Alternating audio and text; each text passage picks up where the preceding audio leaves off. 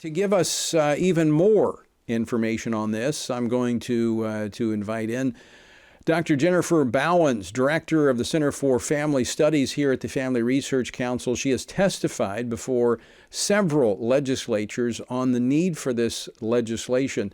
And she has, prior to her work at the Family Research Council, she worked as a clinician and researcher addressing the effects of psychological trauma.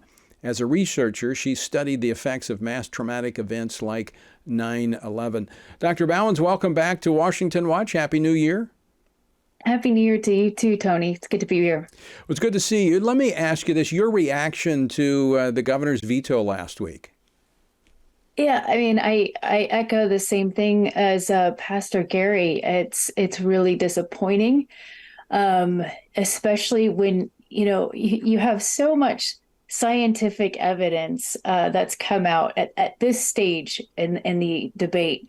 And it's all points towards that gender affirming care is not helpful. It does not prevent kids from committing suicide or attempting to suicide. In fact, we don't have one single study that we could point to that says, oh yeah, there's actually some evidence out here that shows gender affirming care prevents kids from suicide.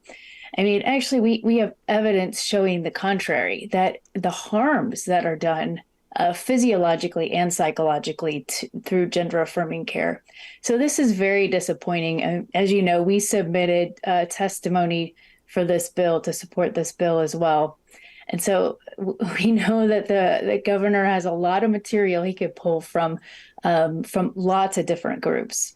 I believe this was a statement he made last week, is that what you learn is everybody agrees there's a need to be there needs to be a process and a focus on mental health.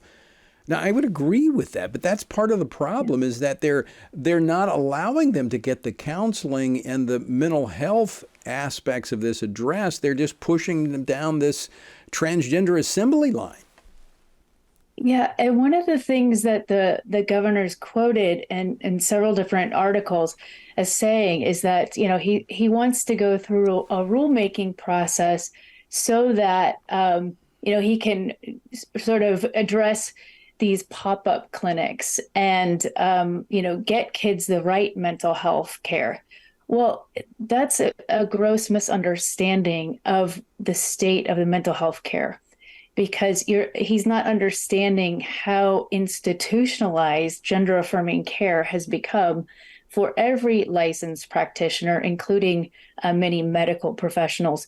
And so to just say, get more counseling is sending them exactly down the same path as these pop-up clinics. It's a rush job, whether it's a pop-up clinic like Planned Parenthood, or if you're going through some kind of counselor. We're, coming from the field, we've all been trained to support gender affirming care. So that's not the answer. A bill like the SAFE Act is. So you're an expert in trauma and its effects on people. Many detransitioners now speak of the trauma of the entire process and the lies told to them. Just in the few seconds we have left, speak to that. Yeah.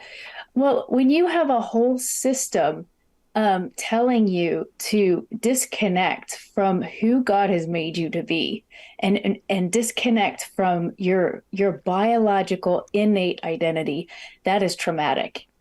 And we don't even know the full ramifications of this. It is yet to be studied, but there is definitely a trauma when you're supporting a type of a body dissociation that's certainly psychological and spiritual as well. We're only creating a bigger problem by Absolutely allowing this to continue going forward.